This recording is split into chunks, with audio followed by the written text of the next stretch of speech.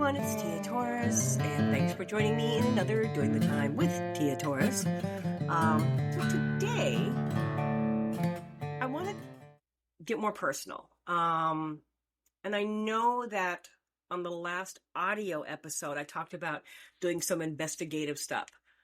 I actually did do that, but it was through a live stream. And I believe I downloaded it and posted it as well, at least to the YouTube channel. But we're going to continue with that, with my little investigative work on the Lucasville prison in Ohio. But today I want to get personal, and actually it does have ties to Lucasville. I'm not going to talk about a lot of that right now, but we're going to talk about the the word rehabilitation and the way that prisons throw it around so easily. Some even putting it in their actual name, like the state of California. Back in the day, they were just called CDC. That's what I remember them as, California Department of Corrections. And then they added the R, California Department of Corrections and Rehabilitation. Now, I don't know exactly what goes on in the prisons in California anymore. But I'm going to use, for this purpose, the example of my ex-husband, who just got released from prison on October 9th, 2025. He was released from a prison in Ohio, and some of you know that. Those of you that follow my 25 to Wife podcast series know the story. And collectively, between the state of Florida and then into Ohio, he is done 39 years.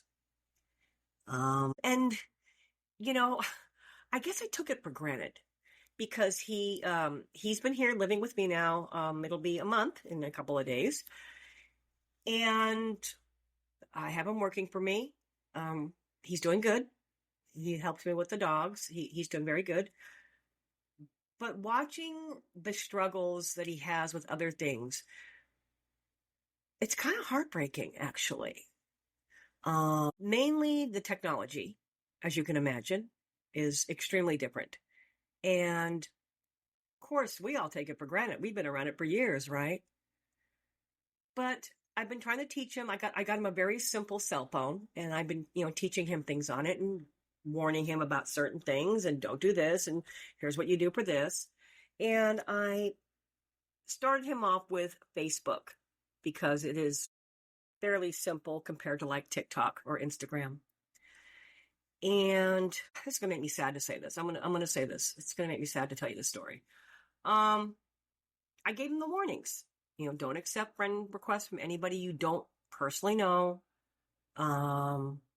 Don't click on any links. Things like that. It's been a struggle, because he has accepted requests from people that he doesn't know. And he said, but wait, it said they were my friend. And I'm like, no, friend is a term that Facebook uses. They're not your friends. So I'm having to delete things. But yesterday I'm going to get emotional on this one. He'll kill me if he knows I'm telling you the story. He got a request from some random person who said, hey, you've been picked to win this prize. All you got to do is click on this link. And I saw it because now I'm checking his phone to make sure that, he's clean on it. And I saw that he had this message, and I said, oh my God, tell me you did not respond to these people. And when I opened up the message, he had. And he was telling them his story. Oh, I just got out of prison.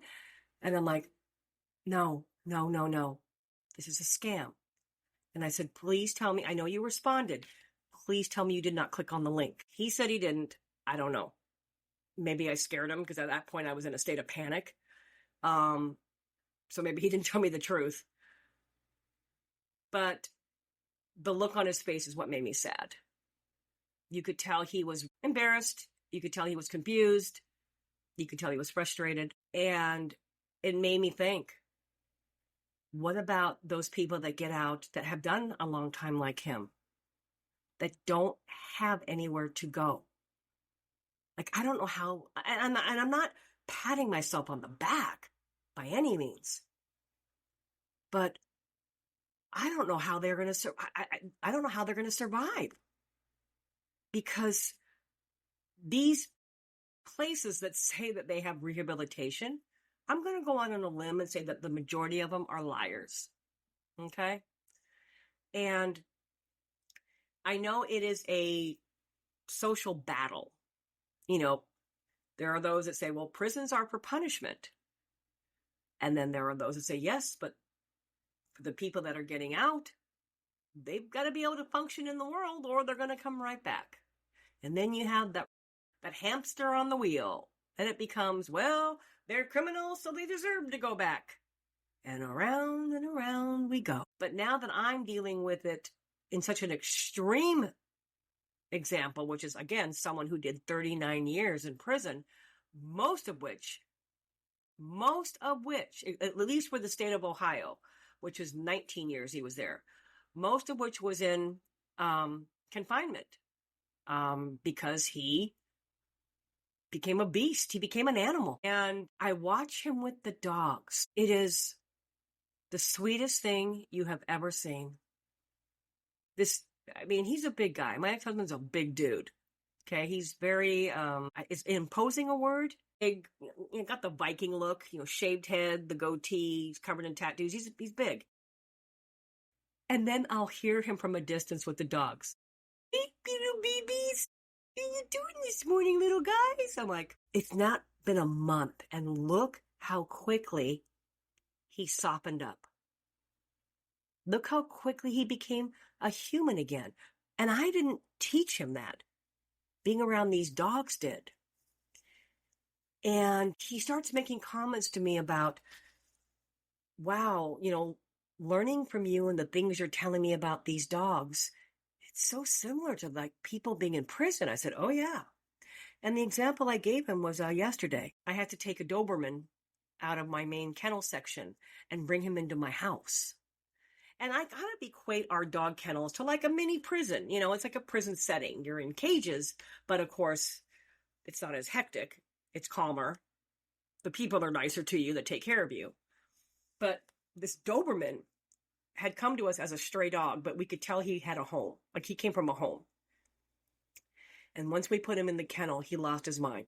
Spinning in circles, shitting everywhere, smearing his shit, just nonstop, flipping his food bowls, beating up his water bucket. Who does that sound like to you? An inmate who's losing his mind in his cell.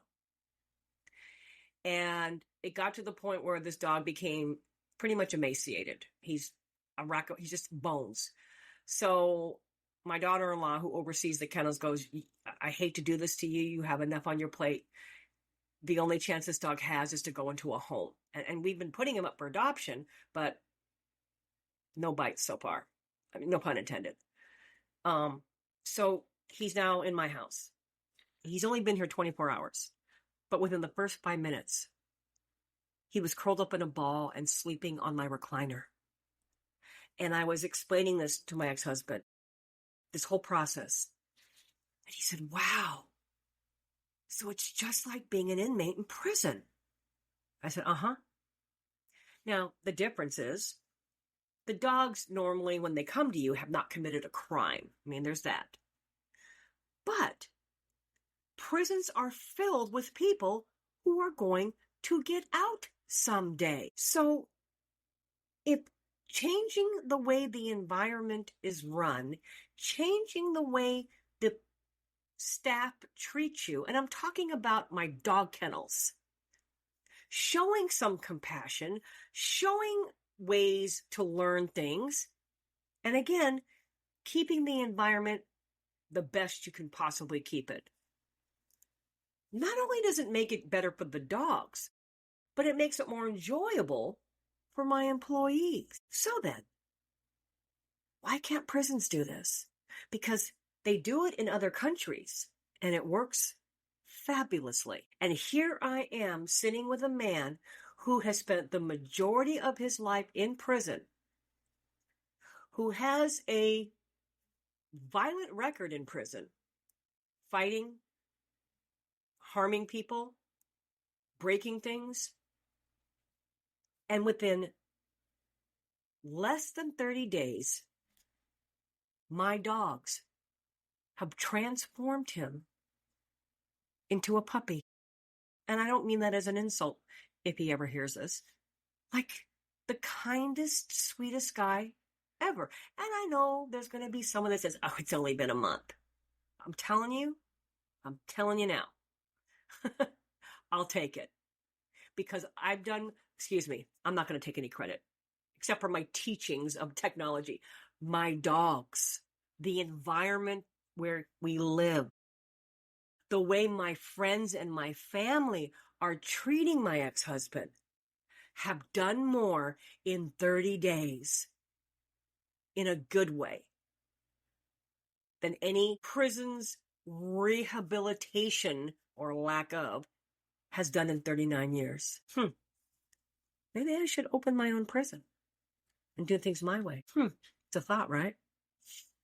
Just something to think about. Anyways, if you want to keep up, well, actually, you know what? 25 to Wife is more comical than informative, but I will, from time to time,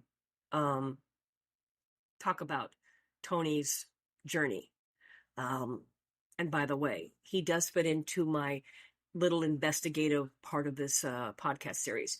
He has told me the horror of when he spent time in the Lucasville prison. And when he was telling me stories, a part of me said, you're exaggerating. Until I saw pictures, screen grabs of video of the exact same thing happening to another inmate. Like, exactly. Which I will get into soon. All right? Well, I don't know. I know you all have heard this, but things have got to change in our prison system here in America. And I know they treat it as a business. It's all a money grab to them, but how do I start my own prison? I don't know. Just a question. All right, y'all. I'll catch you on the next one.